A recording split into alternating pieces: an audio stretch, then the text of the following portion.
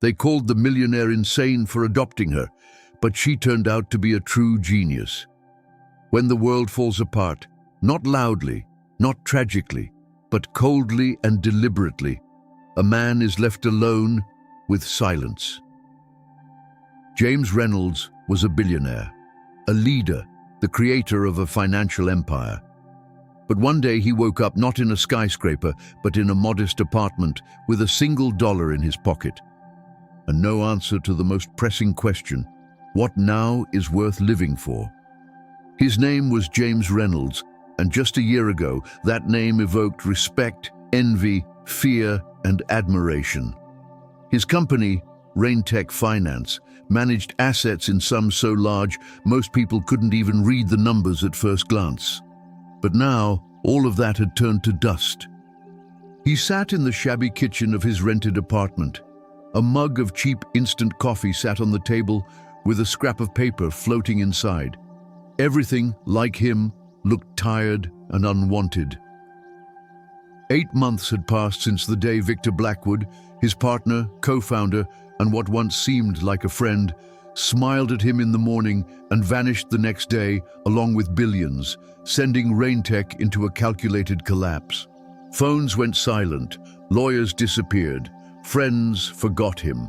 The media made him the symbol of failure. They even coined a term, the Reynolds syndrome, when blind trust in a partner leads to catastrophe. It had started, like most things, from within.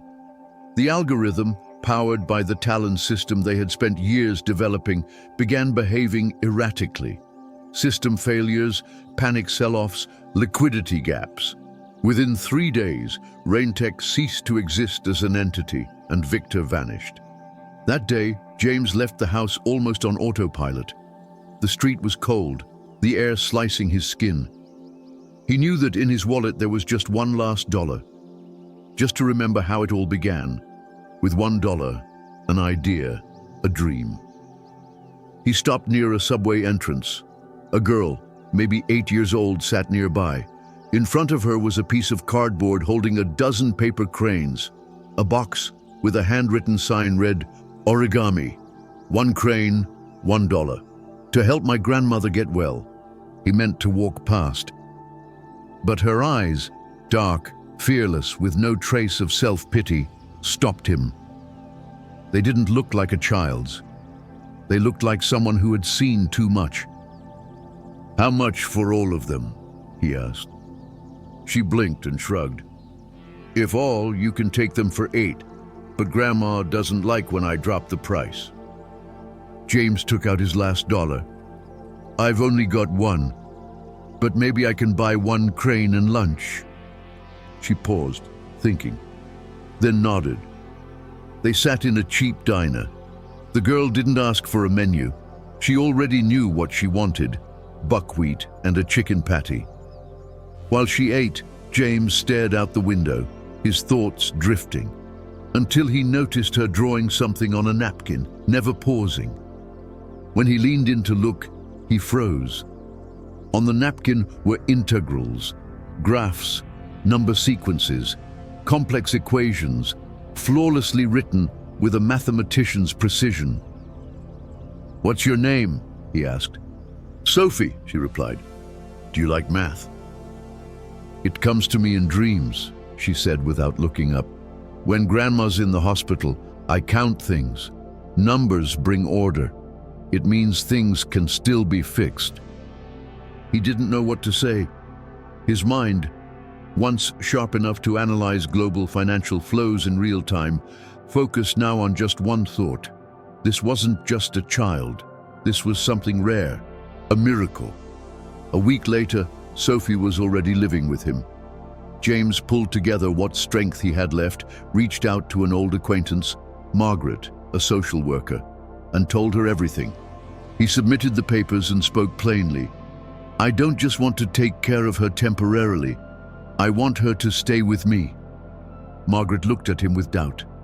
His reputation was in ruins. He had no income. The court barely agreed to hear the case. But then they saw them together, how Sophie held his hand, how she stood by him, asking for nothing in return, and the court granted temporary custody. Sophie started at a regular school. In her first week, she corrected the math teacher. By the second, she'd won the city's math tournament. By the fourth, she was leading a club for older students. But in the evenings, once homework was done, she would sit down with a laptop and play with numbers, market data, charts, algorithms. For her, it was a language, her native tongue. One night, at around 3 in the morning, James found her at the table, staring at the screen with a furrowed brow. Then she turned to him and said, "You didn't fall. You were pushed. I have proof." He didn't believe her at first, but when she showed him the logs, the anomalies, and a strange repeating cycle in the algorithm that couldn't have appeared by chance, he understood. Victor hadn't just betrayed him. He had implanted a virus within the very system itself, designed to destroy everything and divert the assets in a pre-programmed sequence. That moment marked the beginning of a story no one could have foreseen. The story of a former billionaire and a girl with paper cranes who decided to fight for justice. Not for revenge, but to make sure people like Victor Blackwood couldn't destroy lives without consequences. Sophie sat on the windowsill, chewing the end of a pencil. Behind her, a stack of papers, calculations, diagrams, charts. James stood by the door, watching her. He felt odd, like a guest in his own life. The walls were the same, the peeling paint, the old wooden floor, the muted light. But with her presence, the space had meaning. Sophie turned around. "I don't get it," she said. "Why didn't anyone notice this earlier? It's all right there in the logs." "Because they looked with their eyes, not their minds," James replied. "Or because they didn't want to see." She nodded, as if she'd known this her whole life. Did you know that in 80% of financial crashes, there are algorithmic anomalies that no one ever explains? They just sweep them under the rug. "I do now," he said with a smile. "Sophie, do you realize you're special?" "I just don't get distracted," she shrugged. "I like thinking. Grandma always had this quote on the fridge. The brain is the only thing no one can take from you if you train it." The next day, they walked to school again. James held her hand, and for the first time in months, he felt he was walking somewhere, not nowhere. She didn't let go of his hand, even at the school entrance. And in that moment, he understood. She was his family. Not by blood, by decision, by choice. He went back home, and without waiting for doubt to creep in, called Margaret again. Her voice was dry. "Yes? I'm filing the adoption papers, officially." She fell silent. "Are you sure?" "I've never been more sure." The first court hearings were humiliating. The prosecutor pressed hard. "How do you plan to support her? You have no company, no assets, not even a stable income. Wouldn't the girl be better off in a well-off household? You know your reputation is currently under question." But Sophie spoke up, not by invitation, not by request. She simply stood and said, "If you send me to live with strangers, I'll run away and come back anyway. He's not perfect, but he's my person. And that matters more than anything else you can offer." The judge looked at her over his glasses, then at James, then wrote something down. An hour later, the decision came. Temporary custody extended, the case moved forward for full adoption. "You know what you just did?" James asked that evening, while they ate macaroni and cheese. "Yes," she said, "I broke protocol, but I'm not apologizing." "Why not?" "Because I saw you clenching your fist in court to hide the fear, and I know when an adult is afraid, it means they really care about something. I'm your really, right?" He didn't answer. He just hugged her. She didn't resist. Sophie kept progressing at an astonishing pace. Even the school principal gave in and approved an individualized curriculum. A prestigious institute of technology invited her to join a special program for gifted children. Sophie declined. "I've got a more important project," she said. "We need to find the one who stole your life." That evening, she was at the laptop again. James approached from behind. "What are you looking for?" "Behavioral patterns in the algorithm," she replied. "I think Victor used something called a predictive failure mechanism." "What's that?" "An algorithm that doesn't just respond to the market. It manipulates other algorithms into reacting. Like a virus, it infects others through behavioral mimicry. At the right moment, it triggers a cascading failure. We could prove it if we had access to the source code or system logs, but we don't." James paused. "Maybe I know who might." "Who?" He hesitated. "Sarah, my lead architect. She left 2 weeks before the collapse. Quietly, no explanation. I think she suspected something." Sophie lit up. "Then we need to talk to her, now." Contacting Sarah wasn't easy. Her numbers were disconnected, her email silent. James drove to her old address, a quiet neighborhood, leafy streets and tall hedges. He didn't expect her to answer, but the door opened, and there she was, just as he remembered, poised, precise, sharp-eyed. "James," she said calmly, "I knew you'd come." "You knew?" "I suspected. That's why I left." "Do you still have the logs?" "Only copies. I'm no fool." Back at Sophie's apartment, a map hung on the wall, but not of geography or cities. It was a network map of connections, lines between companies, funds, offshore accounts, digital intermediaries. It looked like a satellite image of the night sky, but in the center was a clear name, Blackwood. Sophie traced a path with her finger. "Look, these 4 Cayman-based companies seem unrelated, but they all share one investment structure, Northeast Trading Systems, registered in Latvia. And who founded it? A man named Garrett Stoltz, Victor Blackwood's accountant. His name pops up at the final phase of your company's collapse." James listened in silence. He was scared, but couldn't stop. "Are you sure it's not just a coincidence?" "A coincidence is 2 random events. When 7 data points match a chain of events, that's called a pattern." Sarah added, "I checked your old terminal server. Remote login 2 days before the failure. The protocol was faked, but the coding style gives it away. It was Victor, or someone using his credentials." They began piecing the puzzle together. Sarah cracked open old archives, dug up backup logs. Sophie analyzed them, building a chain of dependencies. James compiled a legal dossier, documents that could stand as evidence. What they didn't yet know was that they were being watched. The suspicion came by chance. Sophie had left her notebook in the living room, and Margaret, visiting for a routine welfare check, opened it without asking. James saw her, and she quickly apologized, laughed it off. Old habits, occupational reflex. But James felt something shift. He had played poker at the highest levels. He knew when someone was bluffing. So he did something he once would have called paranoia. He ran a background check through his old contacts. The report came back a day later.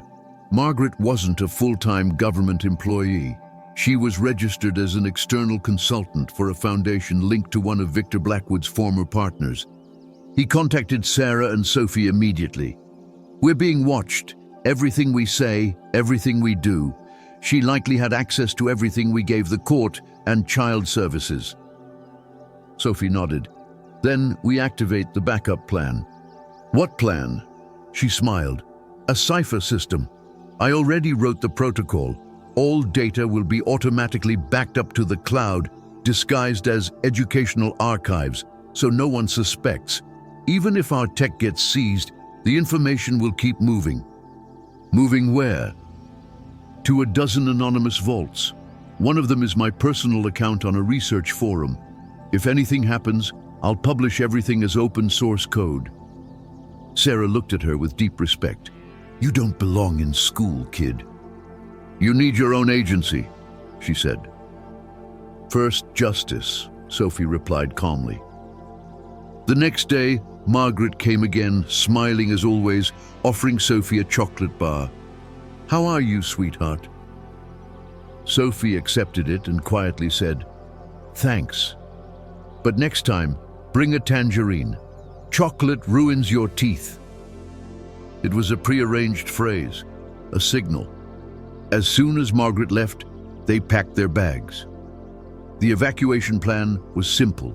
James would stay in the city, living his life as usual, still talking to Margaret and pretending nothing was amiss. Sophie and Sarah would disappear to Sarah's cabin in the countryside, far from signals, cameras, or prying eyes. All files were encrypted. Access required key phrases that only Sophie knew. The final phase, preparing for public exposure. They parted ways at the train station. James hugged Sophie tightly. She was calm, too calm for a child. "Will you come back?" "I will, but only when you're ready to speak to the world." "I'm ready now." "No, you'll be ready when you have the whole truth, every last piece." He nodded, and for the first time in a long while he felt something profound. Someone believed in him. Without conditions, without backup plans. A week later, James received a letter with no return address. Inside was a flash drive and a note. "We're close. Just a little more. Wait for the signal. S." He plugged the drive into his laptop. On the screen appeared code, intricate, alive, like an organism. At its center, the file name, Phoenix, version 1, Sophia. Head. Out on the old countryside farm, surrounded by overgrown fields and humming power lines, Sarah was mounting an antenna. Her fingers moved swiftly and precisely. Inside the barn, Sophie sat among laptops, cables, and hard drives. Her face was lit by the dim glow of the screen, where lines of code scrolled like a living stream. "Perimeters secure," Sarah said. "Signal jammed. Cameras covered. How's it going?" "Almost done," Sophie replied. "I built an algorithm that doesn't just replicate what Blackwood did. It reads it, analyzes it, and recreates the patterns in real time. We'll have a full model of how he brought the company down, with mathematical proof, unshakable. Will the court even understand it? If not, I'll draw them pictures. But first, publication." Back in the city, James kept playing his part. He reappeared at conferences, seminars, dinners with old financial elites. He knew they were talking about him. Some out of pity, some out of curiosity. He didn't justify anything. He just listened, and gradually, he started planting seeds. "We all know the collapse of Raintech wasn't natural," he would say in passing. "Someone set the course. Someone placed bets on the fall."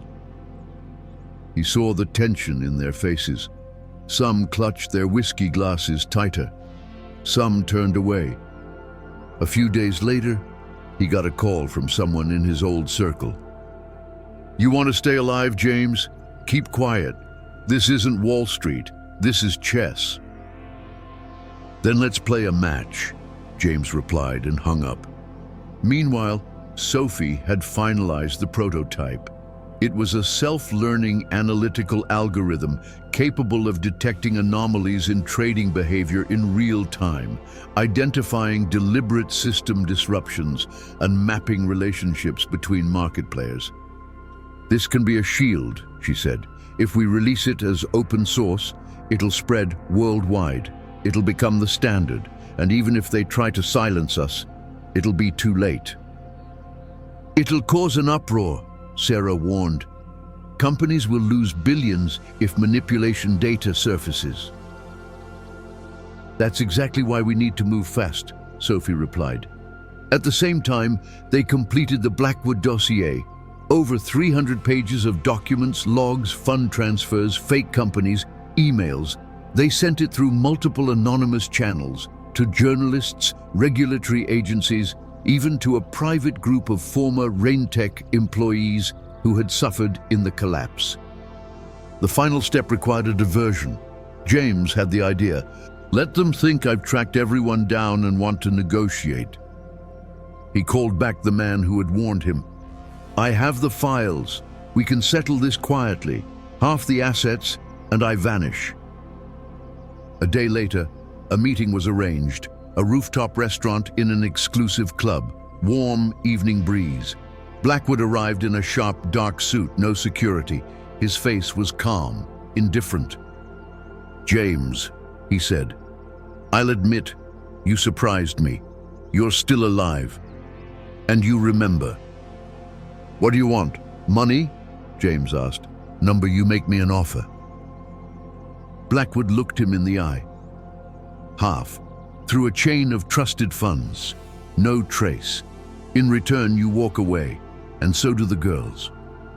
James paused, then said, and if I refuse? Then you disappear. Maybe not all at once. Maybe not literally, but you'll be erased. No one will remember. People like you don't survive. James smiled. I already did. You just didn't notice. He stood and walked away. The next morning, Sophie's algorithm was published on every major financial and academic platform. It came with a manifesto. This code is not a weapon. It is a mirror. If you're afraid to look into it, then you probably need to. We're not calling for war. We're calling for honesty. The file spread across the globe. Commentators, analysts, investors, everyone was talking. They tested it, ran it, and anomalies immediately began surfacing across systems, across countries. At the same time, the Blackwood dossier reached the Securities Commission, the Financial Police, and 4 major investigative outlets. One of them, the Capital Voice, immediately published a bombshell expose.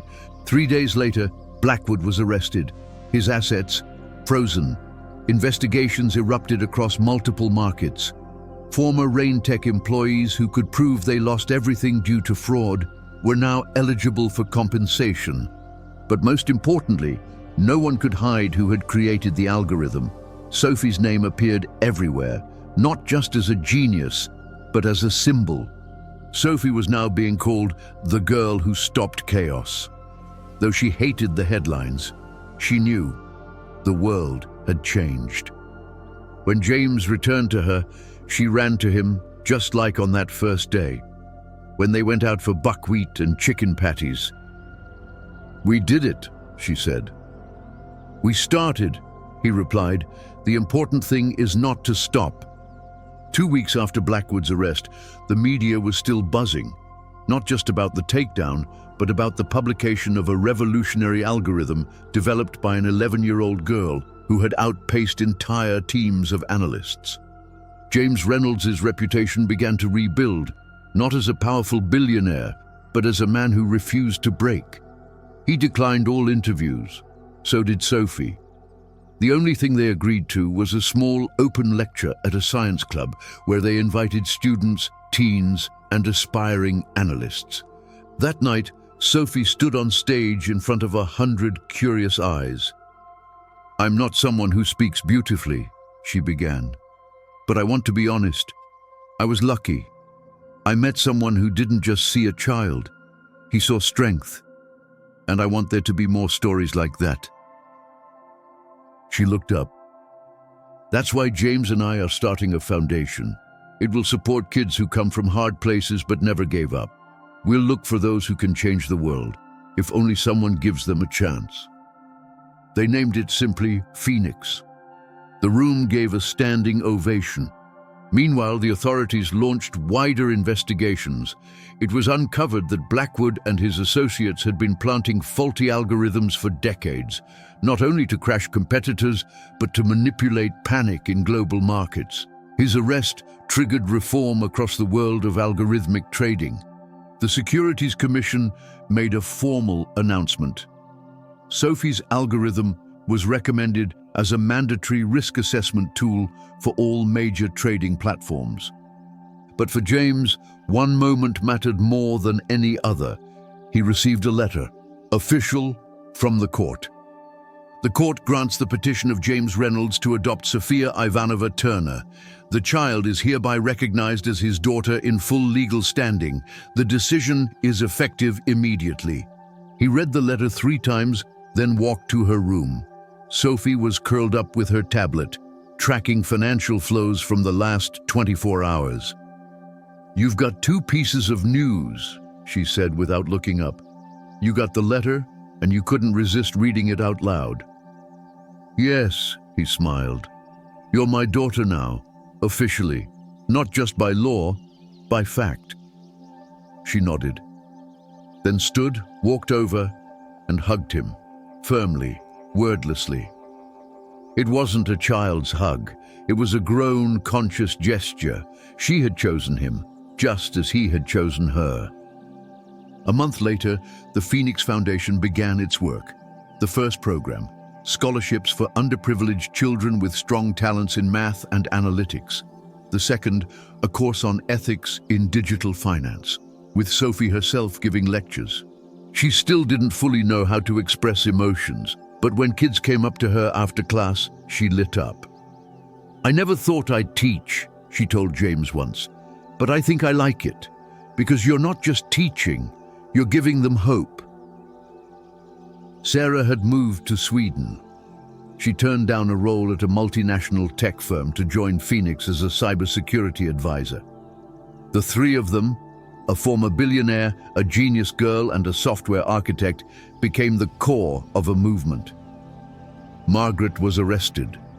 She refused to testify, but among her things, investigators found documents linking her to a shadow fund that had controlled asset intel for Blackwood's operation. Her case became part of the broader investigation. One winter afternoon, James stood by the window. Snow fell softly outside. Sophie came over and asked, "Do you miss your old life?" He thought for a moment. Because back then, I had everything except meaning. Now I have meaning, and that can't be bought." She nodded. "Then the formula works." "What formula?" "The formula for justice, where the variables aren't money but people, where the outcome isn't profit but consequence, where winning doesn't mean revenge, it means restoration." He smiled. "A complex formula, but the right one," she said. "Like all things that matter,